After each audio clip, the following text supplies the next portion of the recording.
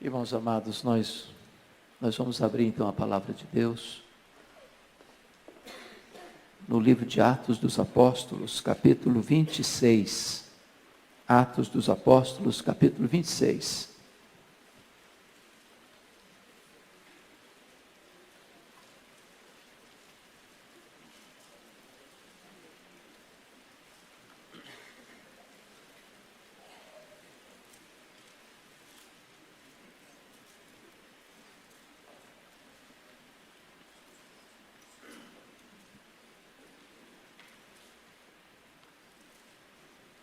Nós vamos ler até o versículo 29. Atos 26, 1 a 29. A seguir, Agripa, dirigindo-se a Paulo, disse: é permitido que uses da palavra em tua defesa.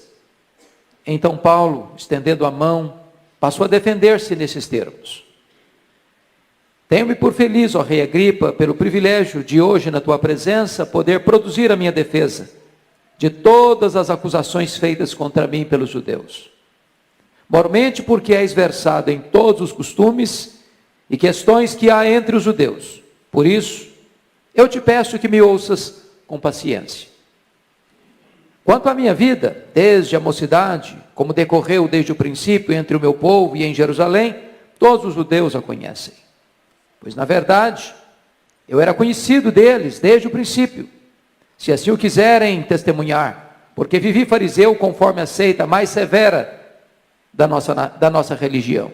E agora estou sendo julgado por causa da esperança da promessa que por Deus foi feita a nossos pais, a qual as nossas 12 tribos, servindo a Deus fervorosamente de dia e de noite, almejam alcançar. É no tocante a essa esperança, ao rei, que eu sou acusado pelos judeus. Porque se julga incrível entre vós que Deus ressuscite os mortos? Porque se julga incrível entre vós que Deus ressuscite os mortos? Na verdade, a mim me parecia que muitas coisas devia eu praticar contra o nome de Jesus o Nazareno. E assim procedi em Jerusalém, havendo eu recebido a autorização dos principais sacerdotes, encerrei muitos dos santos nas prisões, e contra estes dava o meu voto quando os matavam. Muitas vezes os castiguei por todas as sinagogas, obrigando-os até a blasfemar, e demasiadamente enfurecido contra eles, mesmo por cidades estranhas, os perseguia. Com estes intuitos parti para Damasco, levando a autorização dos principais sacerdotes, e por eles comissionado. Ao meio-dia, ó rei, indo eu o caminho fora, vi uma luz do céu, mais resplandecente que o sol, que brilhou ao redor de mim e dos que iam comigo. E caindo todos nós por terra, ouvi uma voz que me falava em língua hebraica: Saulo, Saulo, por que me persegues? Dura coisa te é recalcitrares contra os aguilhões. Então eu perguntei: quem és tu, Senhor? Ao que o Senhor respondeu: eu sou Jesus a quem tu persegues. Mas levanta-te, firma-te sobre os teus pés, porque por isso te apareci, para te constituir ministro e testemunha, tanto das coisas em que me viste, como daquelas pelas quais te aparecerei ainda, livrando-te do povo e dos gentios, para os quais eu te envio, para lhes abrires os olhos e os converteres das trevas para a luz, e da potestade de Satanás para Deus, a fim de que recebam eles remissão de pecados, e herança entre os que são santificados pela fé em mim. Pelo que, ó rei Agripa, não fui desobediente à visão celestial, mas anunciei primeiramente aos de Damasco e em Jerusalém por toda a região da Judeia, e aos gentios que se arrependessem e se convertessem a Deus, praticando obras dignas de arrependimento. Por causa disto, alguns judeus me prenderam, estando eu no templo, e tentaram matar-me. Mas alcançando o socorro de Deus, permaneço até o dia de hoje, dando testemunho, tanto a pequenos como a grandes, nada dizendo, senão que os profetas e Moisés disseram haver de acontecer. Isto é, que o Cristo devia padecer, sendo o primeiro da ressurreição dos mortos, anunciaria a luz ao povo e aos gentios. Dizendo ele essas palavras em sua defesa, Festo o interrompeu em alta voz: estás louco, Paulo? As muitas letras te fazem delirar. Paulo, porém, respondeu: não estou louco, ó excelentíssimo Festo. Pelo contrário, digo palavras de verdade e de bom senso. Porque tudo isso é do conhecimento do rei, a quem me dirijo com franqueza, pois estou persuadido de que nenhuma dessas coisas lhe é oculta, porquanto nada se passou em algum lugar escondido. Acreditas, ó rei Agripa, nos profetas? Bem sei que acreditas. Então Agripa se dirigiu a Paulo e disse: por pouco me persuades a me fazer cristão. Paulo respondeu: assim Deus permitisse que, por pouco ou por muito, não apenas tu, ó rei, porém todos quantos hoje me ouvem se tornassem tais quais eu sou, exceto estas cadeias. Você pode repetir o verso 28 comigo? Então Agripa se dirigiu a Paulo e disse: por pouco me persuades a me fazer cristão.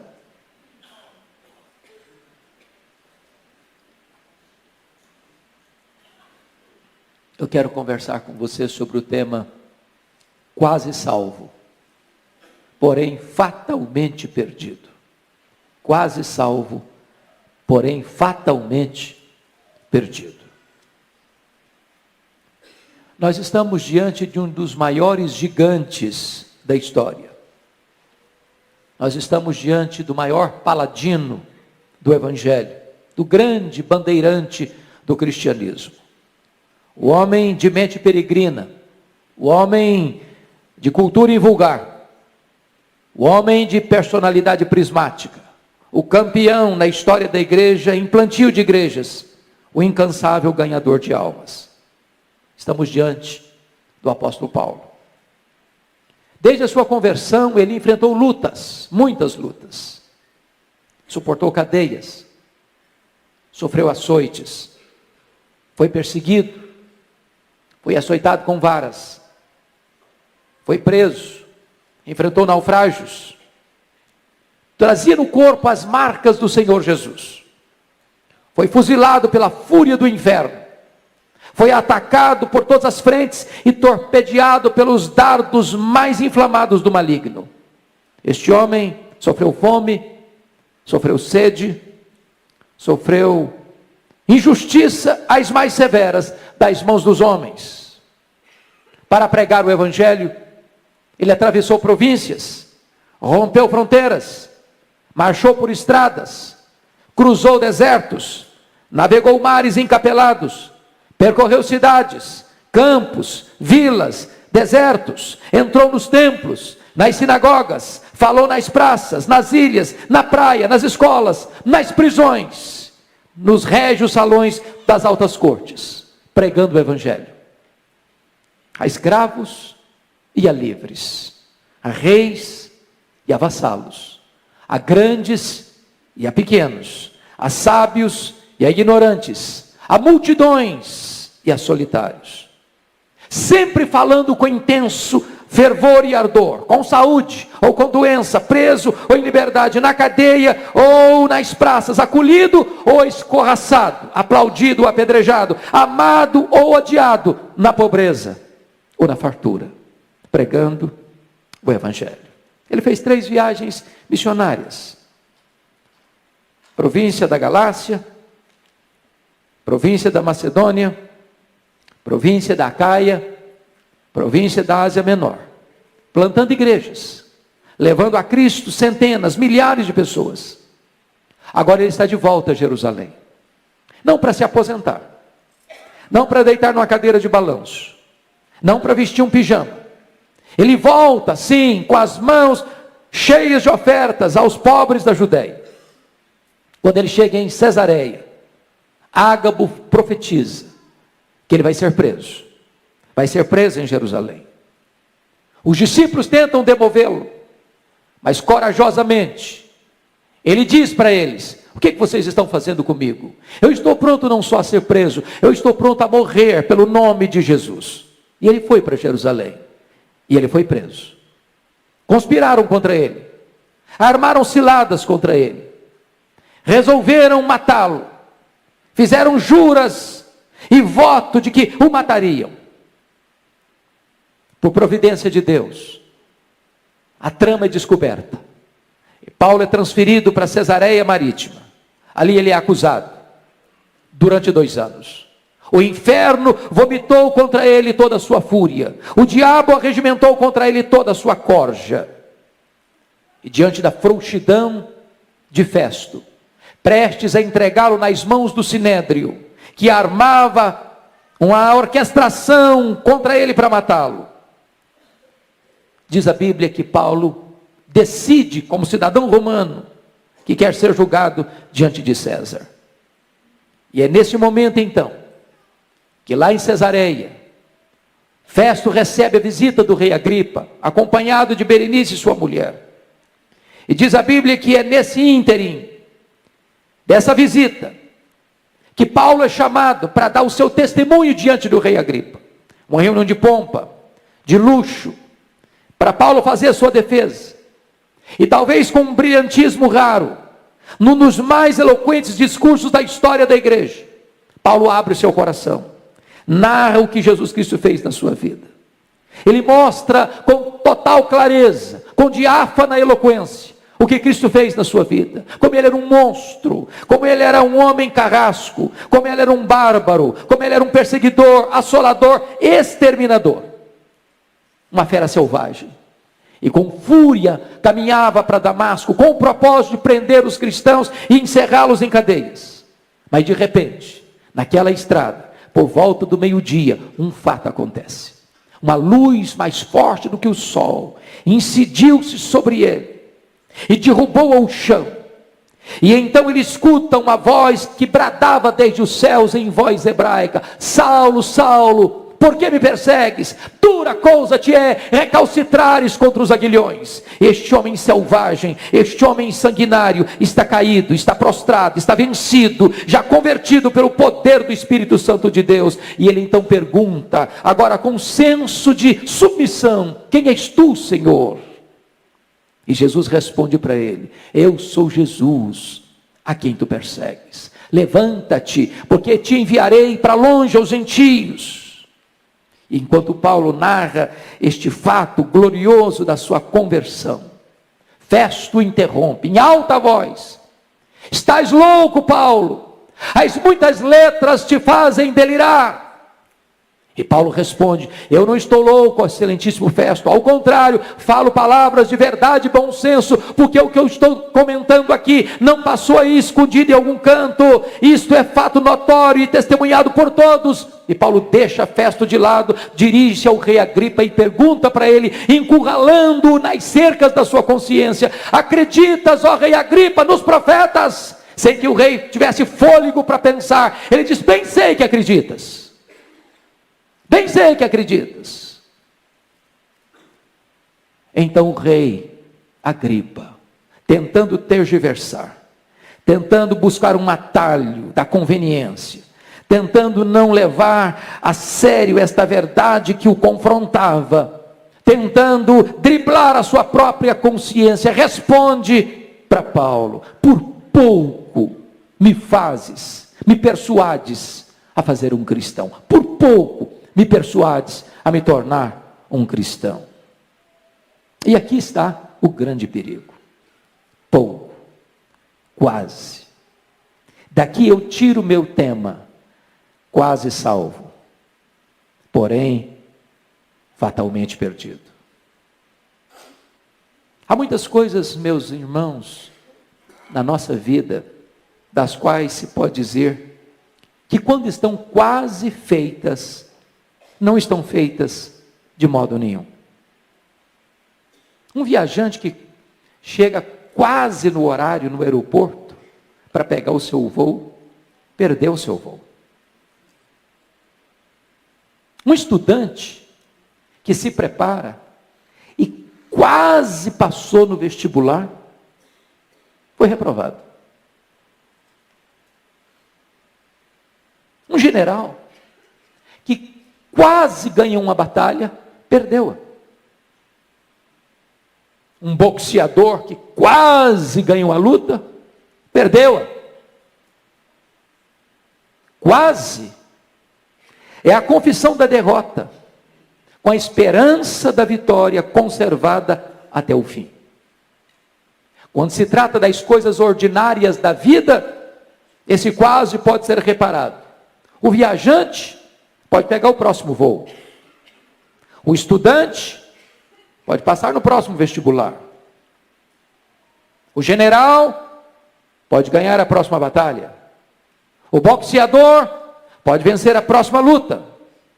Há ocasiões, entretanto, que o quase é irreparável. Nas questões da vida ou da morte, não há quase, só há duas categorias: os que ficam vivos e os que morrem. Um cirurgião famoso, que está escalado para fazer uma das mais delicadas cirurgias de um personagem tão conhecido na história. A imprensa divulga que a cirurgia vai acontecer no dia tal, no horário tal, no hospital tal. E no outro dia estampa-se nos jornais: a cirurgia foi quase bem sucedida. O paciente morreu.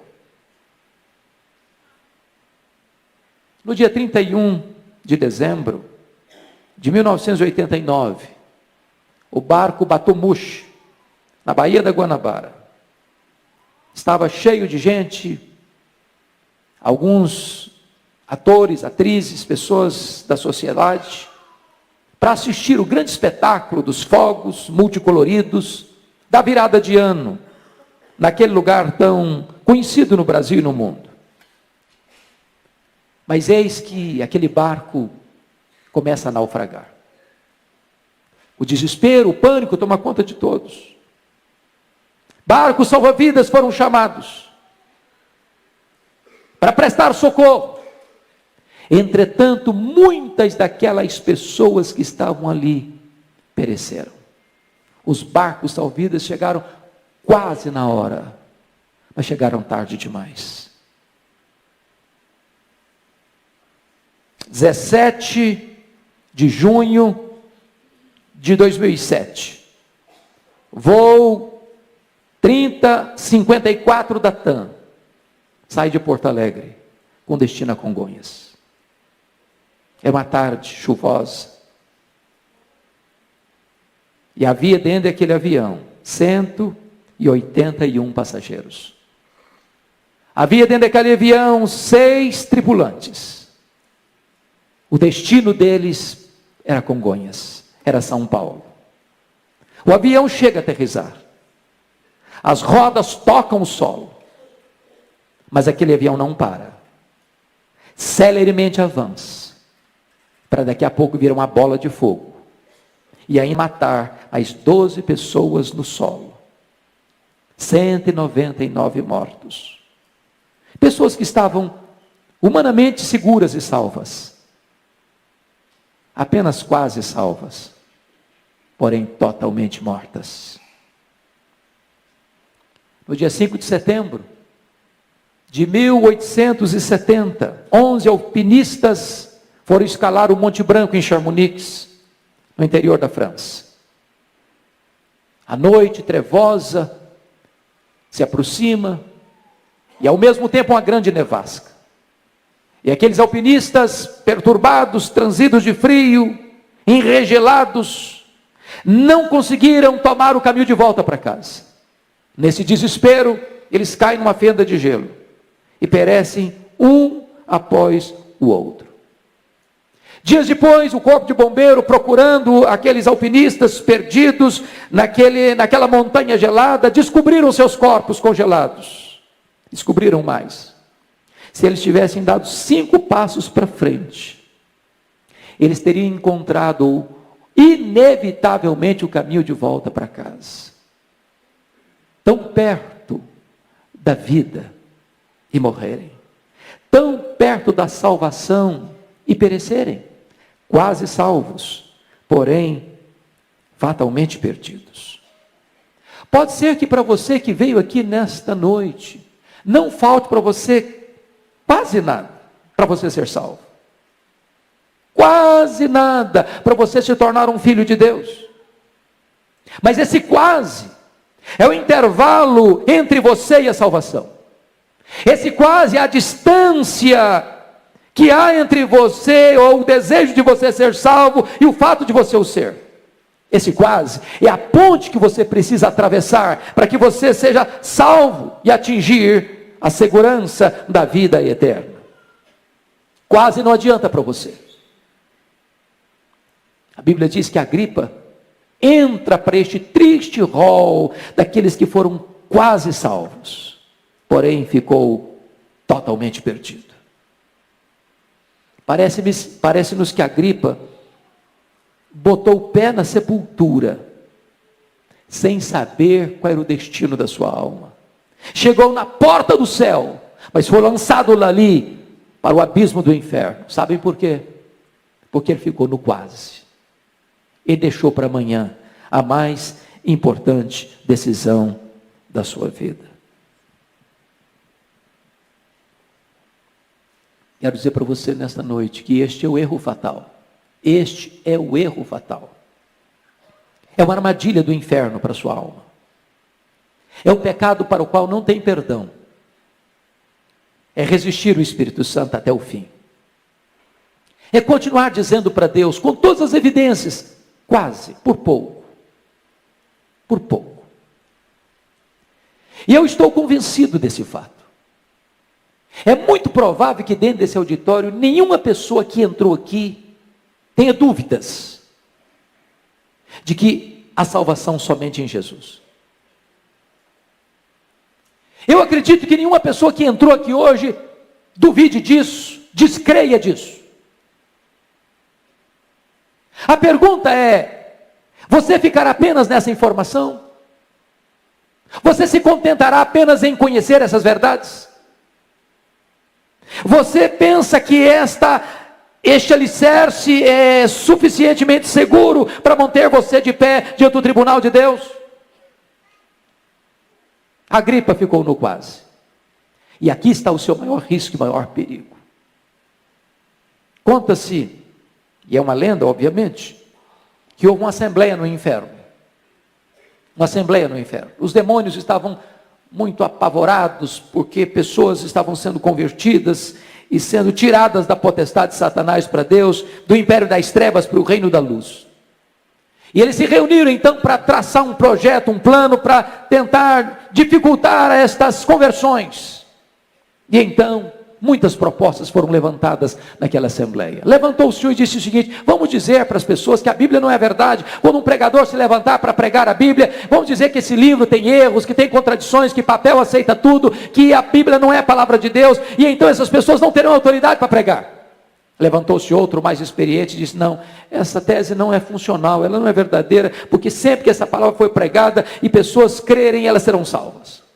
Levantou outro demônio e disse: então vamos dizer para as pessoas que há outros salvadores, que não é só Jesus que salva, que Maomé salva, que Buda salva, que Allan Kardec salva, que o Papa salva, que Maria salva, que Pedro salva, que há muitos caminhos para Deus. Levantou outros demônios mais experientes: não, essa não vai funcionar, porque quando as pessoas ouvirem que só Jesus é o caminho para Deus, se arrependerem e crerem, elas serão salvas. Levantou-se outro e disse: então vamos dizer que o homem não é pecador, que o homem é bom, que ele merece, que ele faz boas obras, que ele pode ser salvo pelo seu sacrifício, pela sua obra, pela sua religiosidade, pelos seus predicados morais. Levantou-se outro demônio e disse: não, essa também não vai funcionar, porque o homem sabe que é pecador, ele tem experiência que é pecador, e no momento que ele se arrepender dos seus pecados e correr para os braços de Jesus, ele será salvo. Muitas outras propostas foram levantadas, até que levantou-se o maioral dos demônios e disse: eu tenho uma solução. Vamos dizer para os homens que a Bíblia é a verdade. Vamos dizer para os homens que só Jesus Cristo salva. Vamos dizer para os homens que o homem é pecador e ele precisa se arrepender. Vamos dizer só mais uma coisinha para eles. Agora não. É cedo demais. Agora não. Deixa para depois. Deixa para mais tarde. Deixa para outra ocasião. Adia essa decisão. Vamos deixar os homens quase salvos, porém, fatalmente perdidos. Deixa eu dizer para você, deixar para depois é uma emboscada para a sua alma, é uma armadilha para a sua vida. Deixar para depois é você entrar nesse alçapão do inferno. Jesus Cristo deixou extremamente claro: quem não é por mim é contra mim. Portanto, note isso: você hoje não pode ficar numa posição de neutralidade diante de Jesus, até porque não existe essa posição de neutralidade. Aliás, é imperativo dizer para você: você é escravo da sua liberdade. Você é escravo da sua liberdade. Você que entrou aqui hoje não pode deixar de tomar uma decisão. Sabe por quê? Porque você é escravo da sua liberdade. Você é como alguém dentro de um barco, rio abaixo. Lá na frente tem um grande abismo. Você pode tomar algumas decisões. Você pode tomar a decisão de pular do barco. Você pode tomar a decisão de remar para a margem. Você pode tomar a decisão de achar que o abismo não existe. Você pode fazer de conta que não há perigo à frente. Só uma coisa você não pode fazer: é deixar tomar uma decisão. Mas você pode argumentar: mas eu não quero decidir nada, eu estou indeciso. Pois se você está indeciso, eu quero dizer que isso já é uma decisão, porque a indecisão é a decisão de não decidir. E quem decide não decidir, decide não a favor de Cristo, mas contra Cristo, porque ele diz: quem comigo não ajunta espalha, quem não é por mim é contra mim. Deixa eu dizer uma coisa para você. Aqueles que nunca pensaram no céu vão se lembrar dele no primeiro minuto de inferno. Eu repito: aqueles que nunca pensaram no céu vão se lembrar dele no primeiro minuto de inferno. Mas já será tarde demais. A Bíblia fala de um homem muito rico que vivia em banquetes, regalando-se com suas vestes, com seus convivas, com seus banquetes. E à sua porta havia um homem chamado Lázaro, chagado, ferido, faminto. Este homem nunca se importou com o seu próximo. Diz a Bíblia que Lázaro, cujo nome significa aquele que confia em Deus, morreu e foi levado, escoltado pelos anjos ao seio de Abraão. Diz a Bíblia que o rico morreu, foi sepultado, e no inferno, estando em tormentos, lembrou-se: pai Abraão, eu estou atormentado nessas chamas. Peça a Lázaro que molhe a ponta do seu dedo em água e põe aqui na minha língua para me refrescar a língua, porque estou atormentado nessas chamas. E eu pergunto a você: o que adianta uma gota d'água nas chamas do inferno? Era tarde demais. E a palavra para ele foi esta: há um grande abismo entre nós e vós, de tal maneira que os que estão aqui não podem passar para lá, nem os que estão lá passarem para cá. Hoje, agora, nesta noite, eu posso dizer para você: a porta do céu está aberta para você. E Jesus convida você: vinde a mim, todos vós que estáis cansados e sobrecarregados, e eu vos aliviarei. Hoje Deus convida você: convertei-vos, convertei-vos de todo o vosso coração, convertei-vos dos vossos maus caminhos, porque havereis de morrer. Mas você pode fazer a seguinte pergunta: o que pode me separar deste convite? O que pode me fazer rejeitar esse convite? Que razões me levam a deixar para depois? Que fatores me levam a ficar apenas no quase? Primeiro, tem muita gente que deixa para a última hora, ou fica no quase, por causa do amor do dinheiro. Amor do dinheiro. Tem gente que já vendeu sua alma para o diabo por causa de dinheiro. Tem gente que já negociou os princípios e valores absolutos da sua consciência por causa do lucro fácil, ilícito. Tem muitas pessoas que por causa do dinheiro mentem, roubam, corrompem, oprimem, matam, morrem. Tem muitas pessoas que pensam que se elas tiverem dinheiro, elas estarão seguras, mas o dinheiro, embora bom em si, ele pode dar para você uma boa casa, mas não pode dar para você um lar. Ele pode dar para você uma bonita roupa, mas não pode dar para você saúde. Ele pode dar para você bom alimento, mas não dá para você apetite. Ele pode dar para você um rico funeral, mas não dá para você a vida eterna. Foi Jesus Cristo quem disse a um homem que disse para a sua alma: agora, ó minha alma, come, bebe, regala-te por longos anos. E Jesus Cristo disse: louco, o que tens preparado para quem será? Esta noite te pedirão a tua alma. O que está afastando você de tomar essa decisão? Segundo lugar, amor ao mundo. Irmãos, tem tantas pessoas que estão flertando com o mundo, apaixonadas pelo mundo, pelo glamour do mundo, pelos prazeres do mundo, pelos prazeres da vida. Elas acham que se crerem em Jesus, se entregarem sua vida para Jesus, a vida vai ser massacrante, a vida vai ser enjoada, a vida vai ser árida, a vida vai ser sem graça, a vida não vai ter prazer, e elas pensam que o prazer está no pecado, que o prazer está nos banquetes do mundo, e elas então oferecem o coração delas para satisfazer-se nesses banquetes, mas rejeitam o banquete da graça de Deus.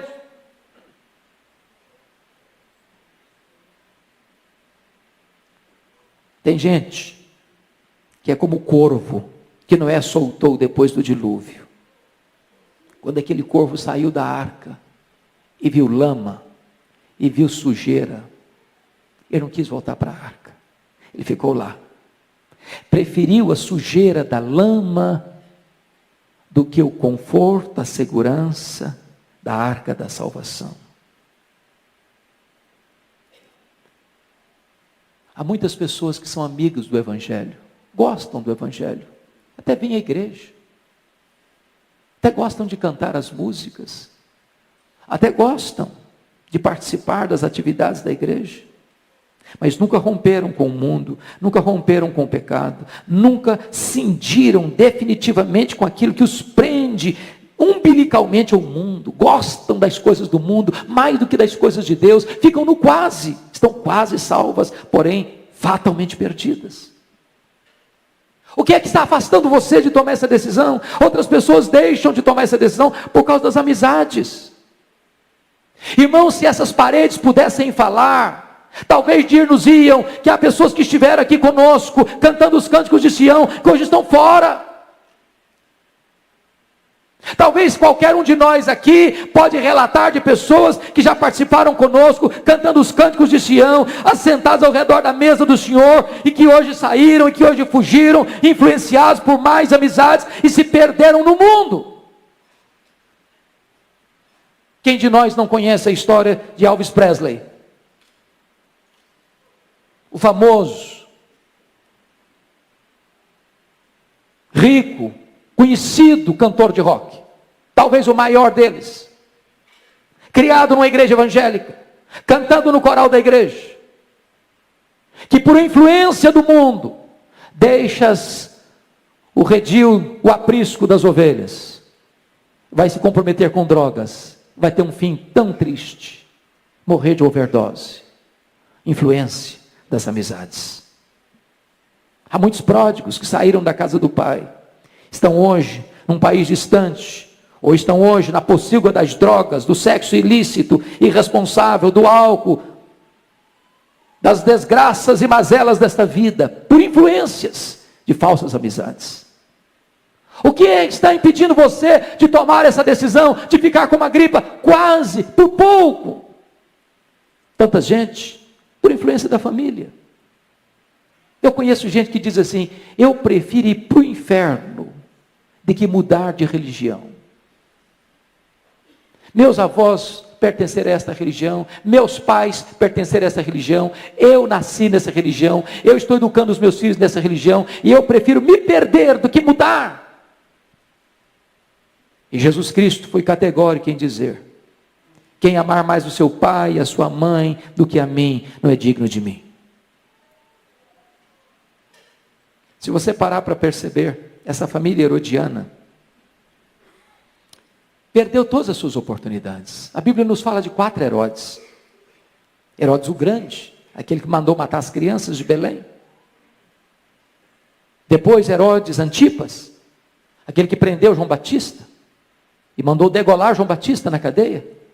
Aquele que zombou de Jesus no seu julgamento. Depois o terceiro Herodes, Herodes Agripa I, aquele que ouviu o evangelho pelos apóstolos, mas perseguiu a igreja de Deus em Jerusalém, e mandou passar ao fio da espada Tiago, e mandou prender Pedro na prisão máxima, e por não ter dado glória a Deus, ele foi comido de vermes.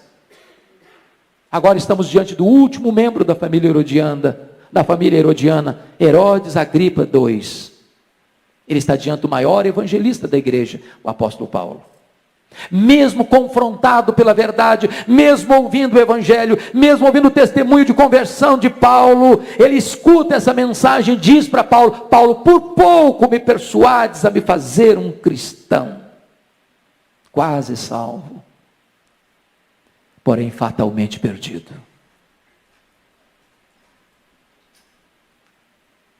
Eu quero dizer para você nesta noite que hoje é o dia da sua salvação. Hoje Jesus está aqui. Hoje você está diante de uma decisão inevitável, urgente. Talvez como aqueles 2 ladrões que estavam crucificados diante de Jesus. Ambos devedores, ambos perdidos, ambos condenados. Você e eu não somos melhores do que aqueles homens. Somos pecadores, carecemos da graça de Deus. Um deles aproveitou sua última oportunidade, temeu a Deus, reconheceu o seu pecado e, arrependido, buscou a Jesus e foi salvo. O outro rejeitou sua última oportunidade, na última hora, estava perto de Cristo, mas pereceu. Orou, mas perdeu-se, quis ser salvo do seu jeito e foi para o inferno. E você? O que você vai fazer? Que decisão você vai tomar? Ficar no quase? Eu quero terminar contando para você uma história que me marcou muito. De um homem que foi contratado para cuidar de uma ponte.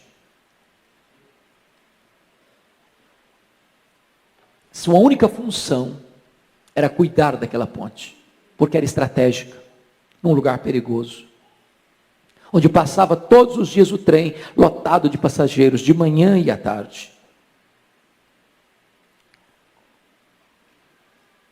Um certo dia, aquele homem descuidadamente deixou o seu posto de trabalho e foi jogar baralho com seus amigos. E envolvido no jogo, não percebeu que se formava uma grande tempestade no horizonte. Descuidado da sua atividade, da sua responsabilidade, continuou no jogo enquanto caía uma chuva torrencial. As enxurradas desciam das encostas, engrossavam as águas dos córregos que desaguavam no rio. Por sobre ele estava aquela ponte. E a enchente foi se avolumando, o rio foi ganhando volume, e de repente as águas violentas, furiosas, arrancaram aquele pontilhão. E o homem intertido no jogo. De repente, sem nenhum aviso, de perigo, de tragédia, o trem aponta na curva, a toda velocidade. Daqui a pouquinho, um barulho, um acidente, uma catástrofe, ferro retorcido, centenas de pessoas mortas, feridas, ensanguentadas. E aquele homem saiu da jogatina, e ao ver a tragédia, sabendo que ele era o único responsável por aquela tragédia, desesperado, saiu gritando, com lágrimas nos olhos: ah, se eu tivesse ouvido, ah, se eu tivesse ouvido, ah, se eu tivesse ouvido, ah, se eu tivesse ouvido. Era tarde demais, tarde demais, tarde demais. Se você deixar para depois, se você ficar apenas no quase, pode ser que amanhã seja tarde demais para você.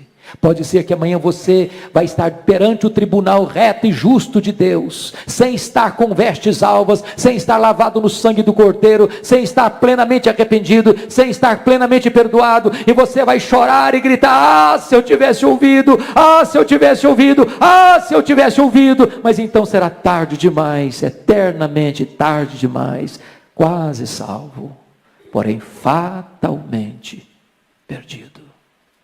O que você vai fazer com o destino da sua alma? Curva sua fronte, por favor. Vamos orar.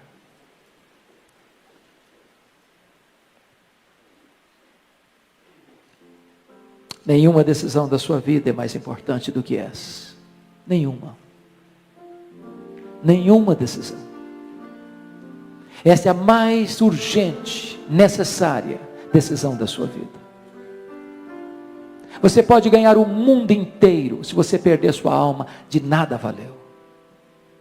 Você pode pertencer à família mais famosa, mais conhecida, mais honrada dessa cidade. Se você não se converter, se você não nascer de novo, se você não se render a Jesus Cristo, nada disso vai valer. Você pode ter fama, sucesso, você pode ter uma brilhante carreira profissional, você pode ter sucesso na sua vida afetiva, você pode ter construído uma família maravilhosa, você pode ser amado na sua família, mas se você não for salvo, nada disso lhe aproveitará. Hoje é o dia da sua decisão. Hoje é o dia. Amanhã pode ser tarde demais. Se hoje você ouvir a voz de Deus, não endureça o seu coração. Porque o amanhã você não administra. Você não sabe se Deus vai preservar a sua vida. E você não sabe se Deus lhe dará uma outra chance. Você não sabe se você terá um novo tempo para você ouvir a voz de Deus. Por isso a Bíblia diz: se hoje você ouvir a voz de Deus, não endureça o seu coração. Eu quero orar por você. Se você deseja tomar essa decisão, é aí no silêncio do seu coração. Porque essa é uma decisão pessoal, intransferível. Só você, seu pai, sua mãe, seu marido, sua mulher, seus filhos não podem tomar essa decisão por você. Ela é sua, somente sua. Então nesse momento, fale para Deus. Ore comigo assim: ó Deus, eu ouvi nesta noite a tua palavra. E eu reconheço que eu sou um pecador. E eu reconheço que só há salvação em Jesus Cristo. E eu reconheço que hoje é o dia da salvação. Eu não quero ficar como a Agripa, dizendo quase, quase, quase. Hoje, Senhor, hoje eu quero tomar a minha decisão. Por amor do teu nome, muda a minha vida. Dá-me um novo coração. Dá-me o arrependimento verdadeiro, genuíno. Dá-me a fé salvadora. Muda a minha vida, transforma o meu coração. Liberta-me dos meus pecados. Hoje, meu Deus, eu quero te pertencer, ser o teu filho, ser tua ovelha, fazer parte da tua família, ter o meu nome no livro da vida e ter em mim o selo do Espírito Santo. Eu quero fazer parte da tua igreja. Eu quero estar na tua presença para reinar contigo para sempre e sempre e sempre. Ajuda-me, Senhor. Eis-me aqui, recebe-me, transforma-me, liberta-me, perdoa-me, salva-me, em nome de Jesus, em nome de Jesus, amém. Enquanto a igreja está orando em seu favor, eu gostaria de saber se alguém fez esta oração comigo com sinceridade, que levantasse uma das suas mãos. Eu quero dar graças a Deus pela sua vida. Alguém na galeria? Amém. Mais alguém na galeria? Amém. Mais alguém na galeria? Amém. Aqui embaixo. Alguém? Amém. Mais alguém? Mais alguém? Amém. Amém. Amém. Mais alguém? Mais alguém? Nós vamos orar, dar graças a Deus pela sua vida. Onde você está? Fique em pé. Eu quero orar por você neste momento. Pode ficar em pé onde você está. Eu vou orar por você neste momento. Graças a Deus. Ah, Senhor, glória ao teu nome, porque tu és o Deus da salvação. Glória ao teu nome, porque a tua palavra foi anunciada nesta casa. E a tua palavra é viva e poderosa. Agora toma estas vidas em tuas mãos, cobre-as com o sangue de Cristo.